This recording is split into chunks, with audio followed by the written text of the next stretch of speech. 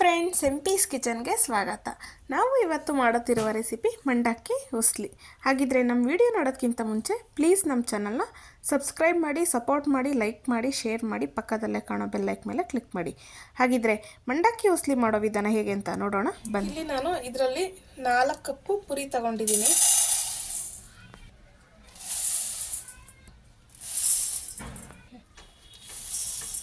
ಈಗ ನಾವು ಪುರಿನ ತೊಳ್ಕೊಳ್ಳೋಣ.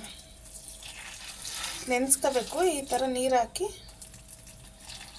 ನಾವು ಯಾವ ಪುರಿ ಬೇಕಾದರೂ ತಗೋಬೋದು. ಉಪ್ಪು ಪುರಿ ಸಿಗುತ್ತೆ ಮತ್ತು ಸ್ವೀಟ್ ಇರೋ ಪುರಿನೂ ಸಿಗುತ್ತೆ. ನಿಮ್ಗೆ ಯಾವ ಪುರಿ ಸಿಗುತ್ತೋ ಆ ಪುರಿನ ತಗೊಂಡು ನೆನೆಸ್ಕೊಳ್ಳಿ. ನೋಡಿ, ಈಗೆಲ್ಲ ಚೆನ್ನಾಗಿ ನೆಂದಿದೆ. ಈಗ ಇದನ್ನೆಲ್ಲ ನೀಟಾಗಿ ಇಂಟ್ಕೊಂಡು ಇದನ್ನು ಸಪ್ರೇಟಾಗಿ ತಕ್ಕೊಳ್ಳೋಣ. ನೋಡಿ, ಈಗೆಲ್ಲ ಇಂಟ್ಬಿಟ್ಟು ಇದನ್ನು ಸಪ್ರೇಟ್ ತಕ್ಕೊಂಡಿದ್ದೀವಿ. ಈಗ ಒಗ್ಗರಣೆನ ಮಾಡ್ಕೊಳ್ಳೋಣ. ಇಲ್ಲಿ ನಾನು ಒಂದು ಪ್ಯಾನ್ ತಗೊಂಡಿದ್ದೀನಿ. ಅದು ಬಿಸಿ ಮಾಡ್ಕೊಂಡು ಒಂದು 4 ರಿಂದ 5 ಟೇಬಲ್ ಸ್ಪೂನ್ ಆಗೋಷ್ಟು ಆಯಿಲ್ನ ಸೇರಿಸ್ಕೊತಾ ಇದ್ದೀನಿ. ಈಗ ಆಯಿಲೆಲ್ಲ ಬಿಸಿ ಆಗಲಿ. ಈಗ ಆಯಿಲ್ ಬಿಸಿ ಆಗಿದೆ. ಅದಕ್ಕೆ ಸಾಸಿವೆ ಮತ್ತು ಜೀರಿಗೆನ ಸೇರಿಸ್ಕೊತಾ ಇದ್ದೀನಿ. ಮತ್ತು 1 ಟೇಬಲ್ ಸ್ಪೂನ್ ಆಗೋಷ್ಟು ಕಡಲೆಬೇಳೆನ ಇದಕ್ಕೆ ಸೇರಿಸ್ಕೊತಾ ಇದ್ದೀನಿ. 1 ಟೇಬಲ್ ಸ್ಪೂನ್ ಆಗೋಷ್ಟು ಉದ್ದಿನಬೇಳೆ, 2 ಟೇಬಲ್ ಸ್ಪೂನ್ ಆಗೋಷ್ಟು ಕಡಲೆಬೀಜ. ಈಗ ಇದನ್ನೆಲ್ಲ ಚೆನ್ನಾಗಿ ಫ್ರೈ ಮಾಡ್ಕೊಳ್ಳೋಣ.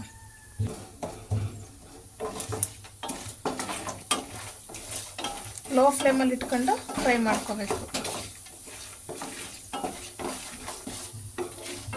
ನೋಡಿ, ಈ ಥರ ನೀಟಾಗಿ ಆಯಿಲಲ್ಲಿ ಚೆನ್ನಾಗಿ ಫ್ರೈ ಮಾಡ್ಕೊಳ್ಳೋಣ. ಈಗ ಫ್ರೈ ಆಗಿದೆ.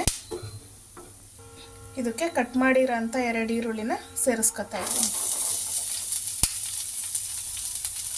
ಮತ್ತು ಕಟ್ ಮಾಡಿರೋಂಥ ಕರಿಬೇವಿನ ಸೊಪ್ಪು,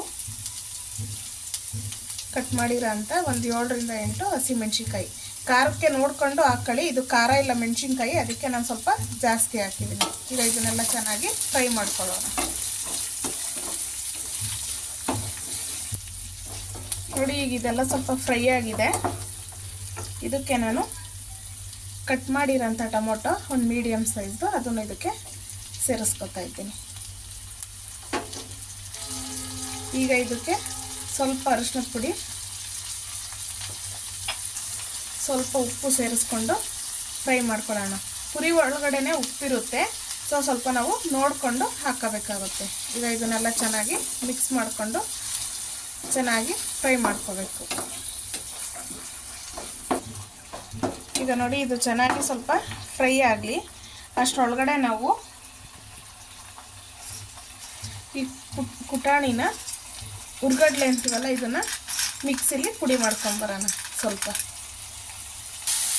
ನಾವು ಬೆಳಗ್ಗೆ ತಿಂಡಿಗೆ, ಮಧ್ಯಾಹ್ನ ಲಂಚ್ ಬಾಕ್ಸಿಗೂ ಮಾಡ್ಕೋಬೋದು. ಇದು ತುಂಬ ಚೆನ್ನಾಗಿರುತ್ತೆ ಟೇಸ್ಟು. ಯಾವಾಗಲೂ ಒಂದೇ ಥರ ಮಾಡಿರ್ತೀವಿ. ಇದು ಮಂಡಕ್ಕಿ ತಂದು ಒಂದು ಸರ್ತಿ ಮಾಡಿ, ತುಂಬ ಚೆನ್ನಾಗಿರುತ್ತೆ. ಪದೇ ಪದೇ ತಿಂತೀರ ಮಾಡ್ಕೊಂಡು, ಅಷ್ಟು ಚೆನ್ನಾಗಿರುತ್ತೆ.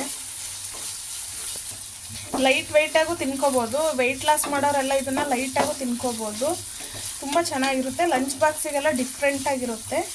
ಈಗ ಇದೆಲ್ಲ ಸ್ವಲ್ಪ ಟೊಮೊಟೊದಲ್ಲೆಲ್ಲ ನೀರು ಬಿಟ್ಕೊಂಡು ಫ್ರೈ ಆಗಲಿ.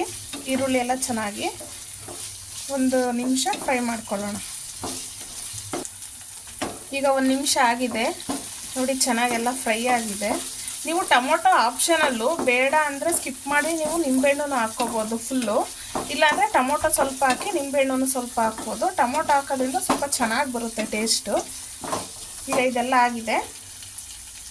ಈಗ ನೆನೆಸಿಟ್ಕೊಂಡಿರೋಂಥ ಪುರಿನ ಇದಕ್ಕೆ ಸೇರಿಸ್ಕೊತಾ ಇದ್ದೀನಿ.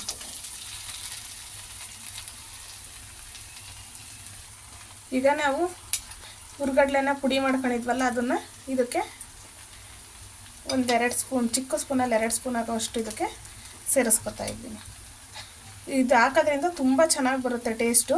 ಈಗ ಇದಕ್ಕೆ ಒಂದು ಚಿಕ್ಕ ಹೋಳಷ್ಟು ನಿಂಬೆಹಣ್ಣು ಇಂಟ್ಕೊತಾ ಇದ್ದೀನಿ.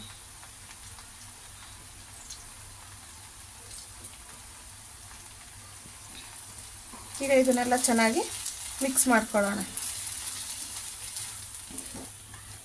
ನಾವು ಕಡಲೆ ಪುಡಿ ಮಾಡಿ ಹಾಕೋದ್ರಿಂದ ಟೇಸ್ಟ್ ತುಂಬ ಚೆನ್ನಾಗಿ ಬರುತ್ತೆ. ಈ ಥರ ಒಂದು ಸರ್ತಿ ಮಾಡಿ. ಈಗ ಕೊನೆಯದಾಗಿ ಕೊತ್ತಂಬರಿ ಸೊಪ್ಪನ್ನ ಹಾಕ್ಕೋತಾ ಇದ್ದೀನಿ. ಈಗ ಚೆನ್ನಾಗಿ ಇದನ್ನೆಲ್ಲ ಮಿಕ್ಸ್ ಮಾಡ್ಕೊಳ್ಳೋಣ. ಈಗ ಮಿಕ್ಸ್ ಆಗಿದೆ.